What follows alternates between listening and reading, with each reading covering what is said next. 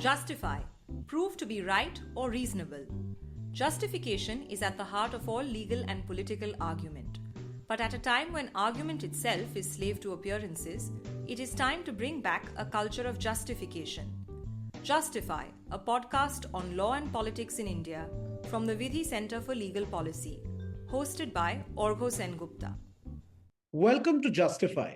As India prepares to go for the polls, this season is dedicated to examining issues of law and policy, which, in our view, will affect the youth vote in the elections. Decades of territorial disputes, cross border terrorism, strained diplomatic relations, faltered peace talks, and a shared fractured history of colonialism binds India and Pakistan in an infinite loop with no easy way out. Each step towards peace is marred with the looming specter of unresolved conflict and long standing animosities. Given the extensive and complicated history of the issue, it often becomes difficult to determine a starting point for the Pakistan question.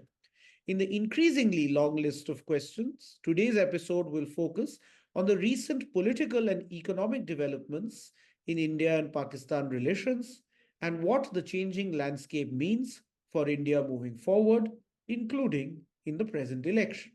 To discuss this, I am delighted to welcome Indrani Bagchi. Indrani is the CEO of the Ananta Aspen Center. Previously, she has been the diplomatic editor at the Times of India, writing her columns for more than 1.5 decades. So, Indrani, it's lovely to have this adda with you on India-Pakistan relations. Welcome to Justify. Thank you, Argo, and it's a pleasure to be part of Justify, and pleasure to be talking to you. Adda, as you know, is the mainstay of a Bengali existence. So delighted to do this. Yeah, so though this time as in we are doing it without any tea or coffee or snacks, which are equally a part of any real adda, but we'll have to set this right some other time.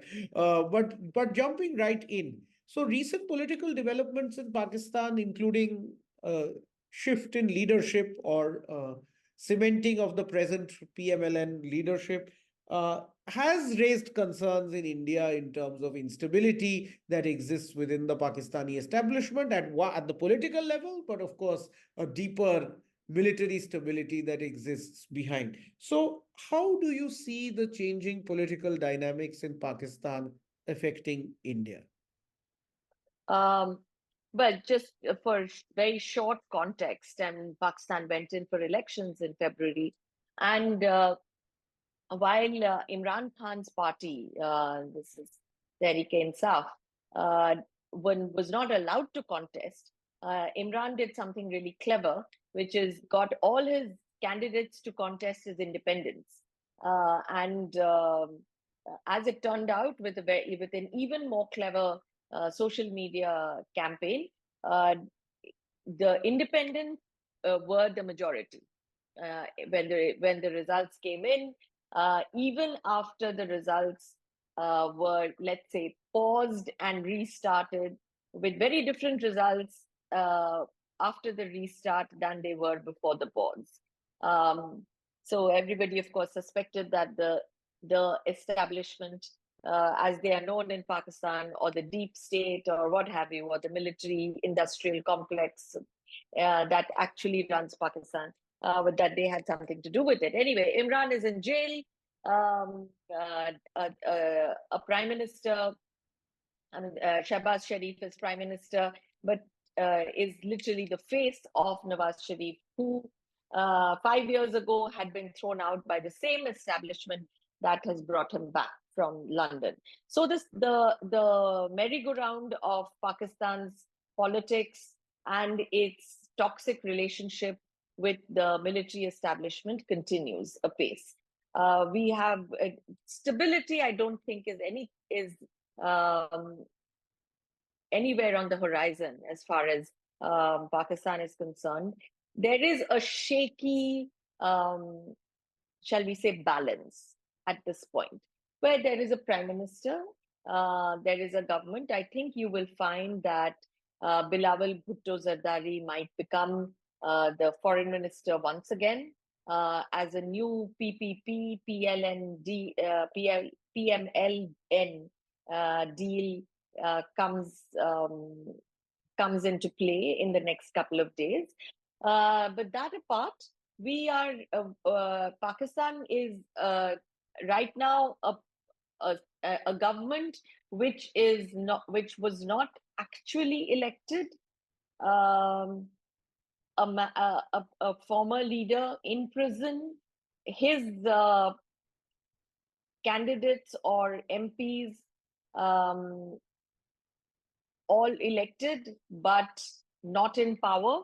The military, and I will say this is a feature that has come out in stark relief this time. The military establishment, honestly, is no longer as powerful as they used to be. They have to resort to um, difficult steps to retain their primacy. And why has that happened? Because that's actually been the most interesting part. Because Yeah. instability, as you said, has been a byword of Pakistani politics, Pakistani democratic politics for a long, long time. But there was always this view that there is an underlying stability that is brought forth by the military. Sometimes that underlying stability came overground when it came to somebody like Musharraf perhaps being in sole power. But otherwise, there was always a feeling that the military, at least, is the stable deep state in Pakistan. Now you're saying something very interesting, that perhaps that tide has or is turning, if not has turned. Why do you think that's happened, and what is the evidence for this claim? Well, frankly, the evidence, I think, for the claim being that in at least the last two elections and the last 4 or 5 years, we have seen the military in an earlier age, as you talked about Musharraf, the military was front and center of decision making in Pakistan. When Imran Khan came in, and Imran, just by the way, was as much a creature of the military establishment as he's a prisoner of the military establishment today. But what has happened is a couple of things. One, the erosion of the military leadership has been in process or in the making for some time now. Whether it was Bajwa, before that Kayani, these were powerful but not overwhelmingly powerful military leaders. A second thing is a change of generation. The newer generation military officers in Pakistan have a more, shall we say, ideological approach to the military or to their role. Many of them are actually fans of Imran Khan and his brand of politics. Many of them have grown up in a political environment in Pakistan, which has seen a very radical shift towards Islamization. The third issue that I would say has mattered for the Pakistan military has been the lowering of its relevance vis-a-vis Afghanistan. Pakistan's geopolitical strength depended on its geographical position. It also depended very much on what the Pakistan military could deliver for the Western countries. With the fall of Afghanistan to the Taliban in 21, that has disappeared.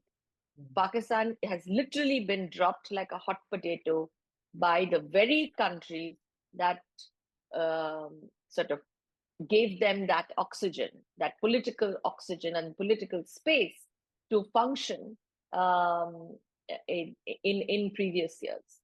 I'd say a combination of factors. The last factor, not inconsiderable, is Pakistan's very shaky economic space. Yeah. Very shaky economy. And that has constrained the Pakistan army's ability to feather its nest, shall we say, both in terms of equipment. Some might say about time, given the fact that, I mean, this ping pong between the military leadership and the political leader, democratically elected political leadership in Pakistan is as old as the history of Pakistan itself. And perhaps Indeed. there is a need for an external shakeup of the kind that you've mentioned, together with some internal factors that swings the pendulum on one side. But of course, that side is also equally fractured and divided, as you've mentioned. Let me segue from the point at which you ended, which was the shaky economic condition of Pakistan, which of course uh, presumably will affect its military as well. But inflation is looking at ridiculously high numbers of about 30% or so. And I was seeing recently that in a meeting with industry, the Prime Minister Shehbaz Sharif was urged to restart trade talks with India. And he said Hmm. that it's a matter of shame that a country that was previously seen as a burden to Pakistan is now outperforming it, which is, he was talking about Hmm. Bangladesh. Uh, Bangladesh. is significantly outperforming Pakistan, and he said that this is a matter of great shame for us. And trade talks with India is something that the Pakistani industry has been demanding that Pakistan restarts. So, how does India see these developments in terms of Pakistan's deteriorating economic condition? Uh, and what is this an opportunity, or is this a further sign of instability and lawlessness? Impending Well, lawlessness. yeah. Well, it is certainly a sign of instability. To be honest, I don't find many people in India shedding tears about Pakistan's economic troubles, because the belief here is that the minute Pakistan finds itself remotely comfortable, that it uses this to target terror against India. We must understand that terror groups have been um, sort of um, nurtured by both the Pakistan army as well as Pakistan civilian groups over decades. Their primary target has always been India. Uh, at this point, their primary target is Afghanistan, which is an irony all by itself, which we can discuss later in the program. But how does India look at it? I think at this moment, India really does not um, focus much on Pakistan's economic woes, except with a certain degree of Schadenfreude. But I think India would also be concerned if the instability that we are seeing becomes a threat to the integrity of the state. Here, I will give you another example, which is Myanmar.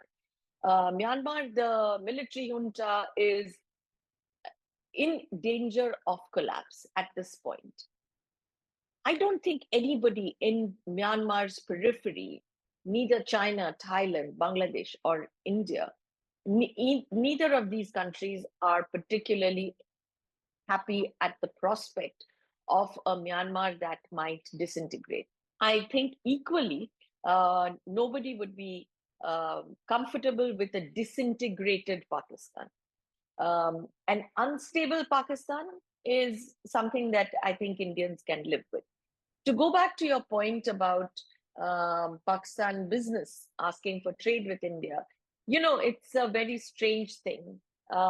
In the past, when prime ministers like Nawaz Sharif have proposed opening up trade with India, frankly, even Parvez Musharraf, the pushback was always from the Pakistan industry, because they said, Indians will overwhelm our markets. We will not. There will be no level playing field for us. You must protect our industry, and they have always opposed trade with India. Pakistan and India conduct trade via Dubai and have done so for ages. It adds to the cost, but it keeps temperatures down in Pakistan. At this point, when Pakistan is still in the throes of economic instability and has been there for many years now, the question is, what are you going to trade? Pakistan used to be a world leader in many things, textiles, for instance, surgical instruments for another, other agriculture products. We don't have that anymore. I mean, Pakistan agriculture is uh, hurting from the natural disasters that it has had to endure, from the hugely high taxation, and none of these things make for Pakistan's products to be competitive against India anymore. So the question then arises: what are you going to trade? Um, so that there is a that it's interesting that the Pakistan industry would be asking this, but I think the devil will certainly be in the detail. Right. And you wrote a recent piece where you had this line which I found quite striking, that how hard it is to help Pakistan even if India wants to. And I Yes. was wondering whether this is the kind of point that you were alluding to, that actually deep down, even if you want to trade, what will you trade in? Or what did you have in mind? Because you said that there are many things to consider before India can even think about restarting trade with Pakistan in any meaningful way. Sure. I mean, I remember back in 2000, was it 2006, there was a huge earthquake in POK. The Indian government sent in large quantities of assistance, of aid. Pakistan did not use even $1 of it because it just would not be kosher to be using aid from India.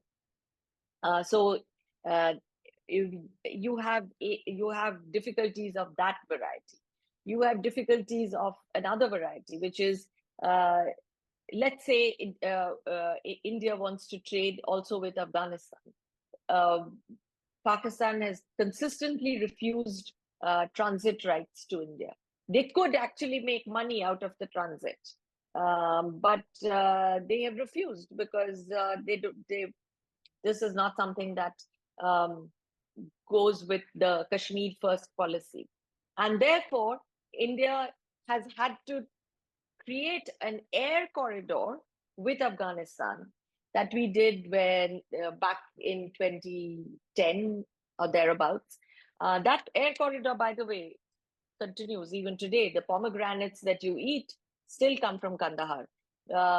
Because Afghanistan, one of the first things the Taliban government actually asked India was to restore this corridor, because this was the only way they could get goods across, mainly agriculture, fruit across to India. And sometimes it's a throwback to the old Kabuliwala days, but uh, jumping over an entire political territory.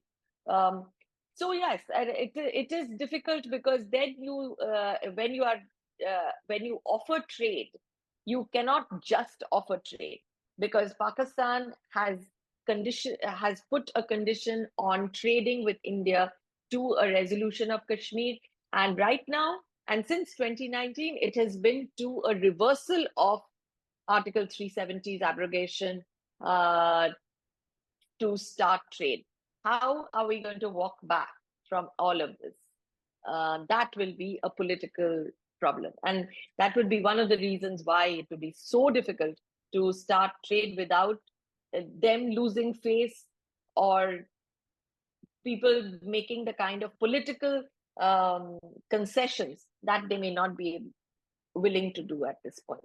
That's right. That sounds like a bit of a stalemate. So I think we can, of course, keep talking about trade, but as you said, it's unlikely to change course in any significant way in the near future. But this is election season, and we've seen many things happen in election season. In 2019, of course, the defining moment, if I may say, of the election was Pulwama, which has been seen, at least in hindsight, as sort of being one of these key inflection points of that 2019 elections. Perhaps sometimes it's overstated, but do you see the Pakistan question being relevant this time around in that Pulwama kind of way, or do you see it relevant in any other significant way in this general election? Interesting, you should ask that actually, because frankly, at least in the first two phases of the election campaign, there was no Pakistan because there is no Pulwama moment, there is no Balakot that has happened. So Pakistan, as shall we gather the faithful exercise, was not there. But we saw Pakistan come back after the second phase. And there is a question there, I think, that one should ask the BJP, because the Prime Minister raised it, other ministers have raised it, and particularly after Pakistani movie star Fawad Khan put out a post on Twitter, or was it Instagram, supporting Rahul Gandhi. And that triggered a lot of campaign rhetoric in India. Still nothing close to Pulwama, nothing close to, but it brings back the whole Hindu-Muslim question, the partition question. A lot of other domestic questions have been tagged on to the Pakistan question. But despite the rhetoric that has come back, I don't see Pakistan being a big player in or factor in our elections this time. Yeah, that's right. And I tend to echo that sentiment because apart from a few stray references in social media and and comments here and there, because Pakistan, of course, doesn't really ever escape the news, but it really hasn't had any decisive moment in the sun as far as this general election is concerned, at least No. so far. But perhaps more relevant from a international geopolitical perspective has been China. I'd like to bring China into this because I think increasingly this is I mean China is the elephant in the room as well with as far as India-Pakistan relations is concerned. It's always been the case, but perhaps more so now. But China has played I mean, murmurs of the Chinese influence is essentially behind the production linked incentive schemes, which is a mainstay of the Modi government in trying to uh, build domestic manufacturing in India. It has worked in some sectors quite well, like in semiconductors. It's perhaps finding its feet in several other sectors and not quite worked well in some others as well. But all of this is seen as a response to China to try and capture some of the industries that are exiting China. And the Prime Minister as well, in that, if I remember this right, in that Newsweek interview, also said that we need to sort out our differences with China and we need to get back on a. I can't remember the exact words, but they were broadly to Yeah. that we need to sort out our disagreements with China. So, Yeah. how do you see this? I have two questions here. As in, how do you see this Indo-Pak issue with China looming large on the horizon? So, I guess that question is, how does China see, broadly speaking, this India-Pakistan issue? Let's get that first, and then I'll come to the second. I mean, I think to the detriment of Pakistan. Uh, Pakistan's sort of growing closeness with China, the Iron Brothers relationship that they call themselves, the fact that China is the China-Pakistan economic corridor literally goes through territory that India claims. The Chinese don't care, the Pakistanis love it. The creation of something like Gwadar, all of this has made India's Pakistan policy a subset, if you will, of India's China policy. And because India has, and for many years now, been preparing for what they call a two-front conflict. To be fair, when the last potential for a two-front conflict came up, which was in 2020, when we had the standoff with China in Galwan and Eastern Ladakh. To be fair, the Pakistanis did not take advantage of that of that conflict. However, if you have noticed, the Pakistanis have given that the Chinese are building this road across the Shaksgam Valley, which was given to China, or rather bartered away to China by Pakistan in 1963. None of this makes for a comfortable relationship with India, China, and Pakistan. A third reason is that, the second one is that Pakistan is so deeply in debt to China, um, that Pakistan will end up doing anything that China wants to keep India on edge or off balance, on both sides. So that possibility is always there. That possibility of a two-front conflict is always there. How does China see it? Well, China is not going to let go of Pakistan in a hurry. And even though CPEC does not work, Gwadar is a problem. Chinese engineers are regularly targeted by the TTP terror groups, by the Baloch terror groups. So the economic objectives of the CPEC have not been met and are unlikely to be met anytime soon.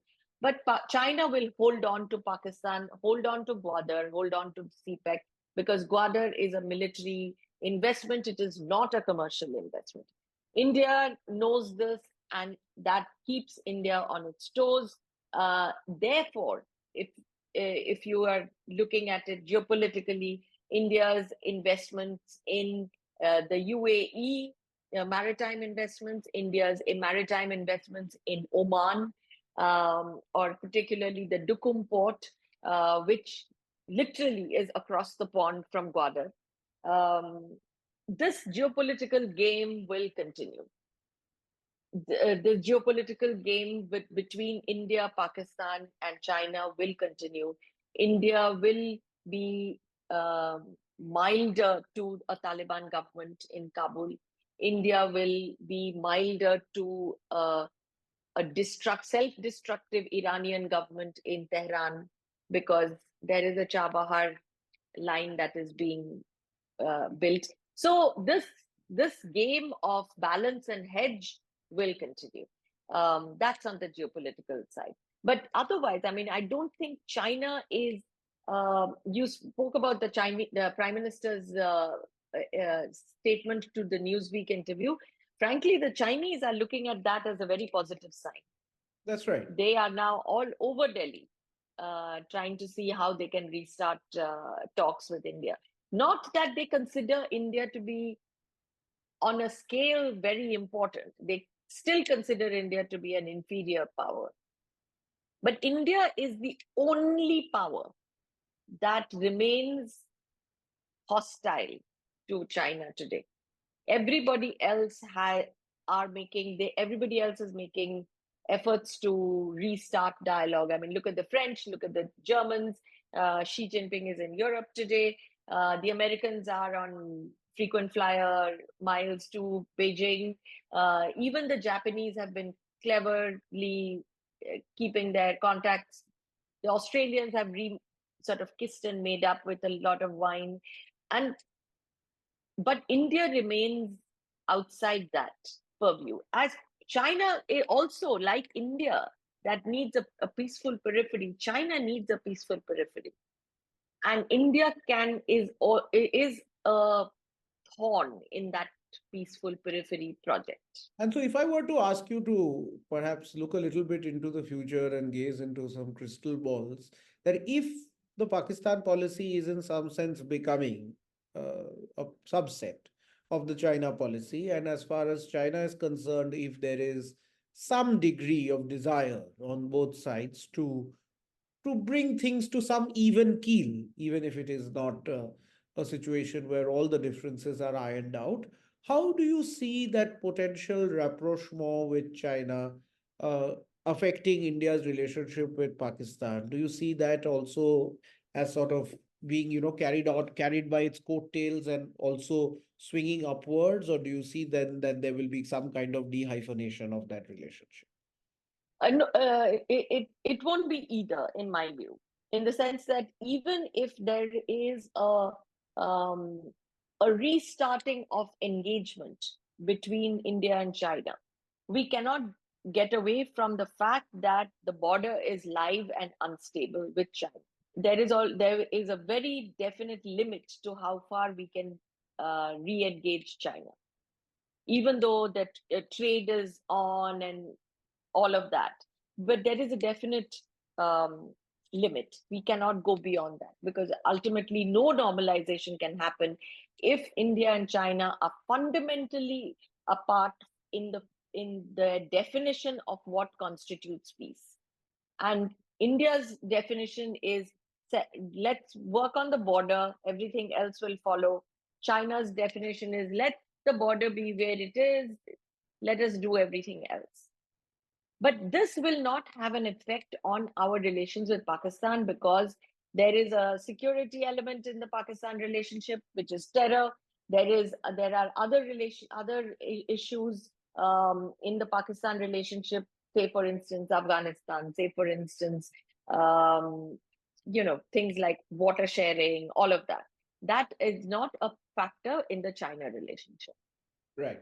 So finally, let me come to the elephant in the room, and that's Kashmir. From a Pakistan Mm. perspective, that has always been Kashmir, and that has been the roadblock to peace between India and Pakistan.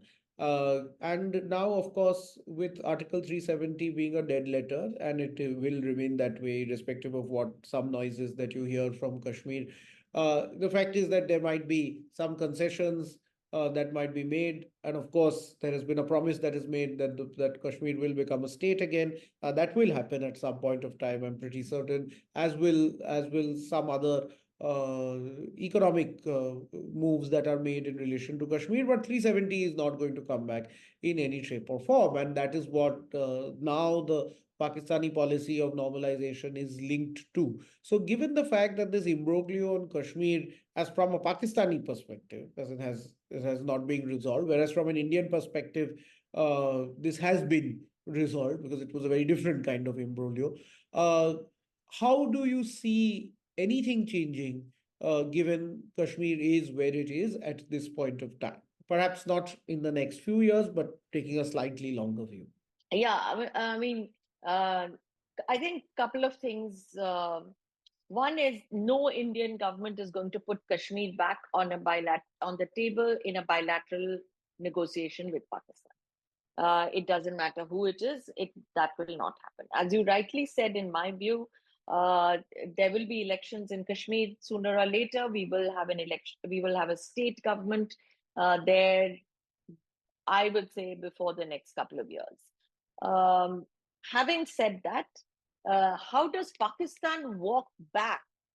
I mean, they've climbed a ladder to a branch. How do they walk back down?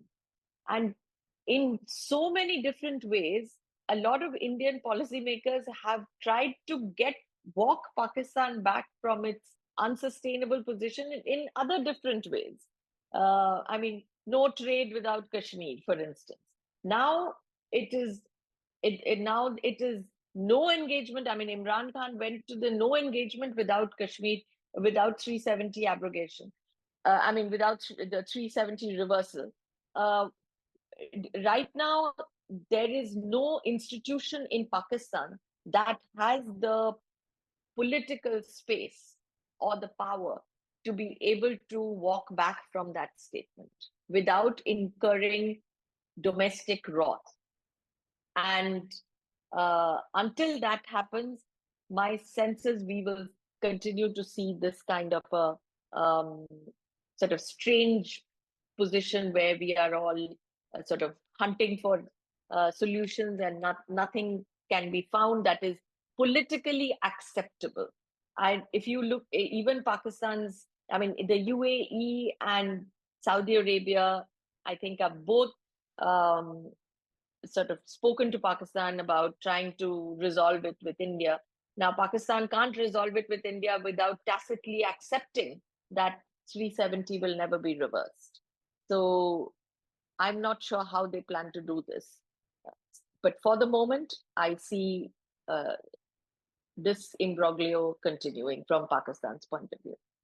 Yeah, I think that puts it very well that this is a strange political equilibrium we are in, where Pakistan matters much less as far as the Indian general election is concerned, as far as Indian sort of geopolitical strategy is concerned. But at the same time, as in there is always this overhang, which could become something much more serious at any given point of time.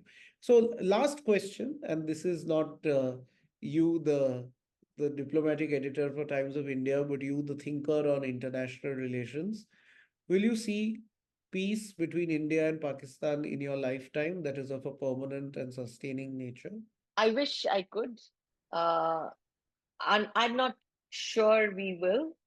Not for a long time, because none of us have addressed the wounds of partition. And there, if you scratch the surface, those wounds are there. And until those wounds are somehow addressed, as somebody said, we've never had a truth and reconciliation in India itself, which is one reason why you can see the kind of toxic rhetoric, communal rhetoric that comes through in Indian politics. I'm not sure we've done that with Pakistan either. So I don't know. I hope so, but I don't hold out much I hope. think that's a poignant but also a very realistic note to end on, that there is much work that lies ahead. As you said, that some of the divisive communal rhetoric is essentially coming from a place of having a past that we have not fully processed. And I think unless we process that, peace with Pakistan is certainly not possible, and neither is a peaceful civil society in India. And I think that this is the hardest thing to do, that is to introspect. But Indrani, thanks for leaving us with that note of introspection, because I think that this is something that all of us need to do much more of. And it's been a really exciting discussion on Pakistan, China, and the general election. And the results will be out very soon. So we'll know what impact, if at all, this has had. Thank you very much for joining me today. It was a real pleasure having you. Likewise, thank you so much for inviting me, Orgo, and this was a great fun. Thank you. As we close, it's time for Free and Fair, our special audience poll where you, as a listener, get to exercise your franchise. Today's question: do you think that the Pakistani deep state, that is its military establishment, is primarily to blame for the strained Indo-Pak relationship? Vote yes or no. To cast your vote, visit my Twitter account at the rate orgo_justify or Vidhi's LinkedIn page. Adjourned. If you enjoyed listening to this podcast, follow us on Twitter at Vidhi_India for regular updates. We are on SoundCloud and Spotify as Vidhi Center for Legal Policies podcast. You can also listen to us on Google Podcasts or iTunes. Email us at justify@vidhilegalpolicy.in to share your comments and feedback on this episode.